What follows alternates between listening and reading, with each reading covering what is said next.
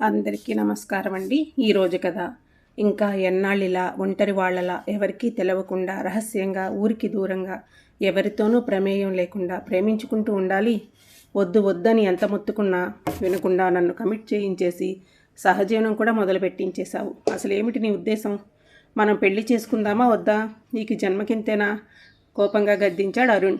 అరుణ కిలకిలా నవ్వసాగింది. నీకన్నీ వేళాకోళాలేనా? సంఘానికి భయపడి మనల్ని మనం ఎన్నాళ్ళు మోసం చేసుకుంటూ బతకాలి? గింజుకుపోతున్నాడు అరుణ్. మళ్ళీ కిలకిలా నవ్వింది అరుణ. ఒళ్ళు మండి చెంప మీద ఒకటి ఇచ్చాడు అరుణ్. అయినా సరే చెంప తడుముకుంటూనే ఇంకా నవ్వసాగింది అరుణ. సిగ్గు లేకుండా నవ్వుతున్నావు. నీకింత చీమ కుట్టినట్లయినా లేదా?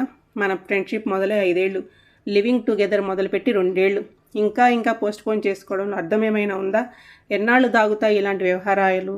సంఘంలో మన పరువు ప్రతిష్ట గురించి ఆలోచిస్తున్నావా? ఈ విషయం నలుగురికి తెలిస్తే ఎంత నగుబాటు?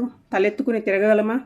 ఎప్పుడు ఏం జరిగి పీకల మీదకి వస్తుందేమోనని క్షణక్షణం భయపడి చస్తుంటే నీకు నవలాటగా ఉందా? మనం చేస్తున్నది తప్పనిపించడం లేదా? నేను చెప్పేది నీ బుర్రకేమైనా ఎక్కుతోందా లేదా? అరుణ కడుపు పట్టుకుని నవ్వలేక నవ్వుతూ ఆయాసపడిపోతోంది. అరుణ్ మనసులో కొతలాడిపోతున్నాడు. ఇదిగో నీకిది నవ్వులాటగా ఉందేం? బెల్ట్ తీసుకుని చావగొడితే గానీ నీకు బుద్ధి రాదు. నాకు అంతకన్నా బుద్ధి లేదు అంటూ సర్రుమంటూ ఫ్యాంట్ బెల్ట్ తీసి టపటపమంటూ తనను తానే కొట్టుకోసాగాడు. అరుణ పక్కపక్కల నవ్వు తారాస్థాయికి చేరింది. అరుణ్ చేతిలో బెల్ట్ లాక్కుని మళ్ళీ తెరలుగా నవ్వసాగింది. అరుణ్ నీ ఫ్యాంటు అని విరగబడి నవ్వసాగింది. అరుణ్ ఫ్యాంట్ కిందకి జారిపోయి పాదాల మీద తారాడుతుంది. అది చూస్తున్నాను మహాశయ. నాకు తెలియందేముంది నీలో? నీ గురించి శుభ్రంగా అన్నీ నాకు తెలుసు. 2 years ఎక్స్పీరియన్స్ కదా. కానీ ఇంకా తెలుసుకోవాల్సింది చాలానే ఉంటుంది. నువ్వు నాకెప్పుడు కొత్తగానే కనిపిస్తావు అరుణ్. నువ్వు నా బుజ్జి పాపాయివి కదా. లాలపోసి బాగా తుడిచి ఫ్యాన్ కింద ఆరబెట్టి పౌడరు రాసి మంచి బట్టలు వేసి పాలబువ్వ పెట్టి బోలెడు సార్లు ఆడించి కథలు చెప్పి పడుకునేంతవరకు జోలపాడి బబ్బో పెట్టాలి కదమ్మా. నేనెంత బిజీనో నీకేం తెలుసు? అంది అరుణ ఫ్యాంట్ని సర్ది బెల్ట్ పెడుతూ. అరుణ్ ఎర్రని పెదవుల మీద ముద్ద పెట్టుకుని కసిక్కను కొరికింది. అబ్బా ఓసరై రాక్షసి, ఎప్పుడో అప్పుడు నా పెదాలను కొరుకు తినేసేలాగా ఉన్నావు. అలానే ఉంది అరుణ్. నువ్వెంత అందగాడివయ్యా. నీ అందంలో 100వ వంతు కూడా నేనుండనేమో. ఈ అందాన్ని చూసే పడిపోయానురా. నువ్వు అచ్చం ఆడపిల్లలా ఉంటావు. అబ్బా ఏం కలర్రా నీది. మేలిమి బంగారు ఛాయలో ఉంటావు. ఇంత సున్నితంగా వెన్నపూసలాగా ఇంత సుకుమారంగా అచ్చం ఆడదానిలా ఉన్నావేంట్రా. నిన్ను చూస్తుంటే నాకు పిచ్చెక్కిపోతుంది అంటూ గట్టిగా కౌగులించుకుని అరుణ్ మొహాన్ని ముద్దలతో తడిపి పారేస్తుంది అరుణ. ఓసి నీ ఆత్రం ఆగవే. ఊపిరాడనివ్వవా? చంపేస్తావా? అవునరా, నేను కత్తితో కండగా చీల్చి పారేసి కడుపు నిండా తినేయాలనుందిరా. ఆ పని చేయవే మొండిగట్టమ్మ, పీడ వదిలిపోతుంది. అమ్మా, అంత పని చేయడానికి నేనేమైనా రాక్షసునా పిశాచాన్నా? అంత తెలివి తక్కువదాన్నా నేనేమైనా? నిజంగా నువ్వు రాక్షసువేనే. అవును, నీ ప్రేమ రాక్షసిని, నీ ప్రేమ దాసిని కూడా. ఒరే అరుణు, నిన్ను వదిలి ఒక్క క్షణం కూడా ఉండబుద్దేయడం లేదురా నాకు. అందుకే చెబుతున్నాను, మనం వెంటనే పెళ్లి చేసుకుందాం. అరుణ మౌనంగా తల ఉంచుకుంది, ఏమీ సమాధానం చెప్పకుండా. నేను అడిగిన దానికి సమాధానం చెప్పి చావవే, విసుగ్గా అన్నాడు అరుణ్. పెళ్ళెప్పుడు చేసుకుందాం? అవతల ఏ నిమిషంలోనైనా మన సంగతి అందరికీ తెలిసి అబాసు పాలైపోతాం, పరువు పోతుంది. నీకు ఆ మాత్రం బుద్ధి జ్ఞానం లేకుండా పోయాయంటే? అరుణ మళ్ళీ నవ్వడం మొదలుపెట్టింది. అరుణ్కి మండి వీపు మీద ఒక్కటి వేశాడు. నాకేం తగలలేదురా, నీ చెయ్యే కందిపోయిందిగా. నీకు కోపం వచ్చి నన్నెంత కొట్టినా నాకు దెబ్బలు తగలవుగా.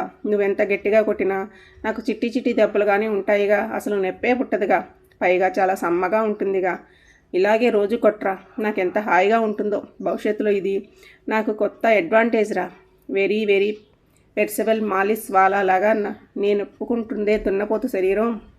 కొట్టి నా చేయి నొప్పెట్టేలాగా ఉంది, కానీ నీకు చీమంతా కూడా చివుక్కుమనదు. చిన్నప్పటి నుండి స్కౌటు, ఎన్సీసీ ట్రైనింగ్ కదా, ఇకపోతే ఆర్ఎస్ఎస్ కార్యకర్త కూడా కదా. వ్యాయామాలు చేసి ఒళ్ళు గిడసవారిపోయి ఉంటుంది. భలే కనిపెట్టేశావురా.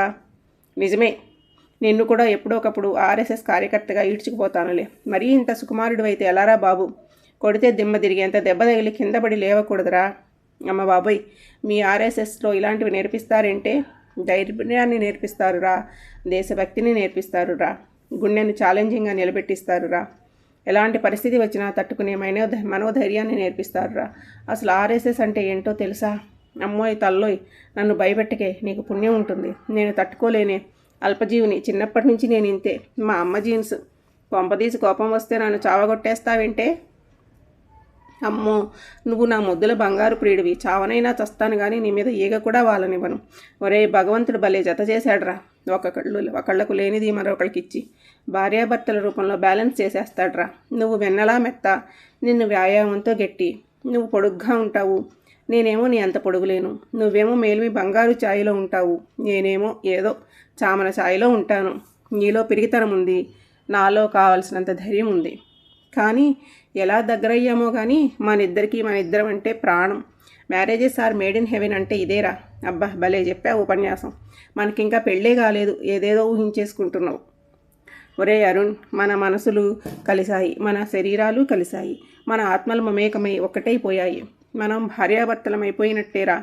ఇక మనకు పెళ్ళెందుకురా, ఇలానే ఉందాం. నాకు ఇలానే హాయిగా ఉందిరా. అరుణ, ఏం మాట్లాడుతున్నావు? ఇది పద్ధతేనా? నలుగురిలో ఏమైనా బాగుంటుందా? ఎన్నాళ్ళి దొంగ కాపురం, ఎన్నాళ్ళి రహస్య బంధం, ఎన్నాళ్ళి అజ్ఞాతవాసం. ఇన్నాళ్ళు ఎలాగో భరించాను, ఇక నా వల్ల కాదు అరుణ. ప్లీజ్ పెళ్లి చేసేసుకుందాం. అరుణ మళ్ళీ నవ్వడం మొదలుపెట్టింది. అరుణ్ ఏమీ చెయ్యలేక ఉడుక్కుంటున్నాడు బొంగమూతి పెట్టి. ఒరేయ్, మన మనసులు ఒక్కటైనట్టు, మన శరీరాలు ఒక్కటైనట్టు గమ్మత్తుగా మన పేర్లు కూడా ఒక్కటేరా. అరుణ్ కుమార్, అరుణ రాణి. ప్లీజ్ అరుణ, ఈ భయం జీవితం నాకొద్దు. మనం పెళ్లి చేసేసుకుందామే. నా బంగారు తల్లివి కదే, నా మాట వినిపించుకోవే అంటూ అరుణ గడ్డం పట్టుకుని బతులాడసాగాడు అరుణ్. అరుణ మళ్ళీ పడిపడి నవ్వసాగింది. పెళ్లి పేరెత్తితే చాలు. నాకు లేని భయం నీకెందుకురా, నాకు లేని కంగారు నీకెందుకురా. ఒక బేల ఆడిదానిలాగా మాట్లాడుతుంటే నాకు తెగ నవ్వొస్తుందిరా. అందుకనే ఇందాకటి నుంచి అలా నవ్వుతున్నాను. ఏ విషయంలోనూ నేను నీకు అడ్డురానే. నీ బాధ్యతలు నీవే, నా బాధ్యతలు నావే. నీ సంపాదన నీదే, నా సంపాదన నాదే. నీ జీతం గురించి నేను అడగను, నా జీతం గురించి నువ్వు అడగొద్దు. నీ జీతం నేను ఆశించను, నా జీతం నువ్వు ఆశించకు. నీ బాధ్యతలు నువ్వు నెరవేర్చుకో, నా బాధ్యతలు నేను నెరవేర్చుకుంటాను. నీకు నేను ఎట్టి పరిస్థితుల్లోనూ అడ్డురాను, అడ్డు చెప్పను. నన్ను నమ్మవే. నీకు కొన్ని 100 సార్లు చెప్పుంటానే, నా మీద నమ్మకం లేదా? కావాలంటే బాండ్ పేపర్ మీద రాసిస్తానే. నీ అభ్యంతరాలు ఏమిటో నాకు అర్థం కావడం లేదే. పెళ్ళంటే ఎందుకు దాటవేస్తున్నావే? కనీసం అదైనా చెప్పవే. ప్లీజ్ అరుణ, నన్ను చంపయికే. నేను పిరికివాడిని. ఎవరైనా ఏమైనా తప్పుగా అనుకుంటే భరించలేనే. సంఘానికి ఎదురు తిరిగి బతికేంత ధైర్య సాహసాలు నాకు లేవే. నువ్వెలాగంటే అలానే ఉంటాను. కావాలంటే మా అమ్మ మీద ఒట్టేస్తానే. ఒరే అరుణ్, అమ్మ మీద ఒట్టేస్తావంట్రా? అమ్మ అంటే అంత లోకువా అంటూ చంప మీద ఒకటిచ్చింది అరుణకు కోపం వచ్చి. నేనంత కమిట్మెంట్గా ఉంటానే, చావనైనా చస్తాను కానీ ఇచ్చిన మాట తప్పేవాడిని కానీ అలాంటి బుద్ధులు నా రక్తంలోనే లేవే అన్నాడు చంప తడుముకుంటూ. సారీరా, ఇలా ఎప్పుడూ అమ్మ మీద ఒట్టేయకు. అమ్మంటే ప్రేమరా, అమ్మంటే త్యాగంరా, అమ్మంటే అమృతమూర్తిరా. అమ్మను ఎట్టి పరిస్థితుల్లోనూ అడ్డు పెట్టుకోకూడదురా. రేపేదైనా కారణాలు వచ్చి మాట తప్పవలసి వస్తే అమ్మ బతికి ఉన్న మానసికంగా చంపేసినట్లే కదరా. మరేంటో చెప్పవే రాక్షసి. ఒరే, నాకు బాధ్యతలు ఎక్కువరా. మా నాన్న 2 పెళ్ళిళ్ళు చేసుకోవాల్సి వచ్చింది కదా. 2 అమ్మలతో మొత్తం కలిసి 8 మందిని అయ్యాం. అందరికంటే పెద్దదాన్ని నేను. ఒక్క కొడుకు కోసం ఇంతమంది ఆడవాళ్ళని కనేసాడురా మా నాన్న. ఆయనకేం, ఆయన ఉన్న నాళ్ళు బాగానే గడిచిపోయిందిరా. ఆయన మిలిటరీ సోల్జర్. ఆయనకు వచ్చే ఫ్యామిలీ ఫంక్షన్ చాలా తక్కువ. అయినా మా నాన్న మంచోడేరా. మమ్మల్ని అందరినీ మిలిటరీ స్కూల్లోనే చదివించాడు.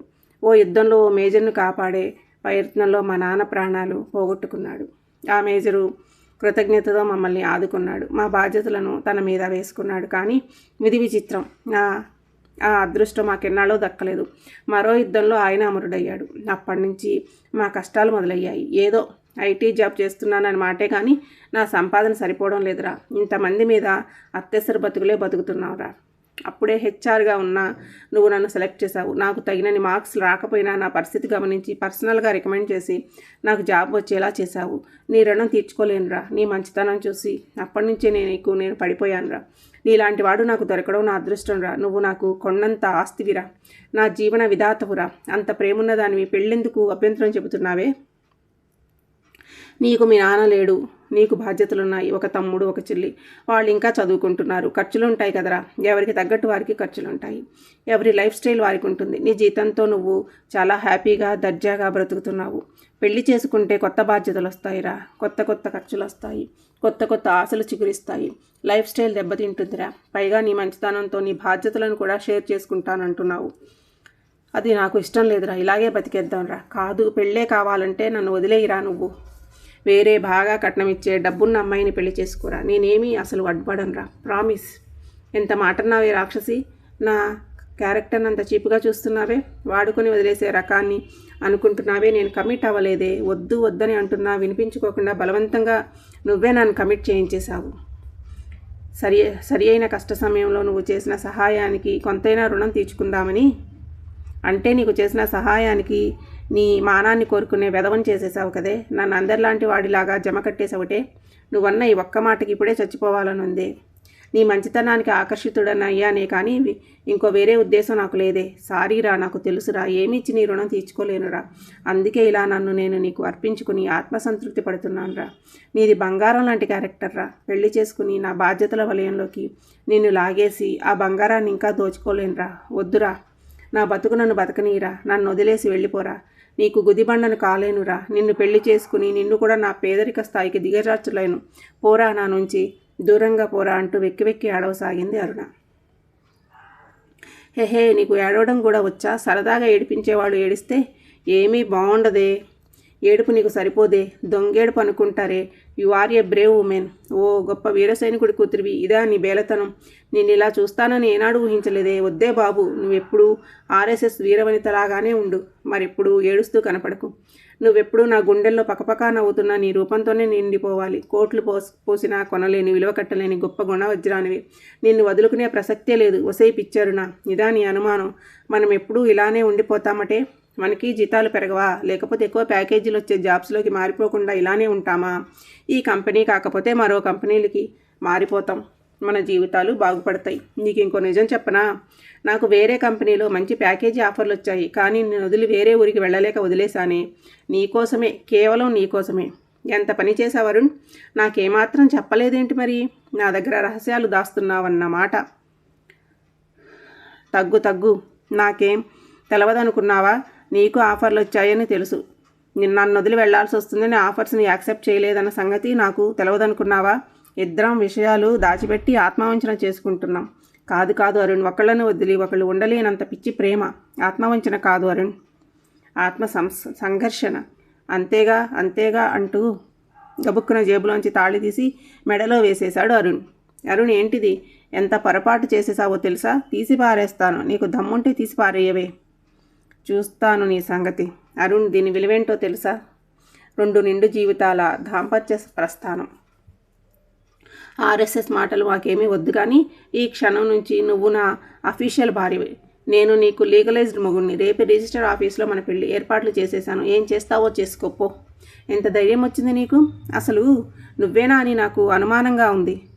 ఆశ్చర్యంగా అంది అరుణ.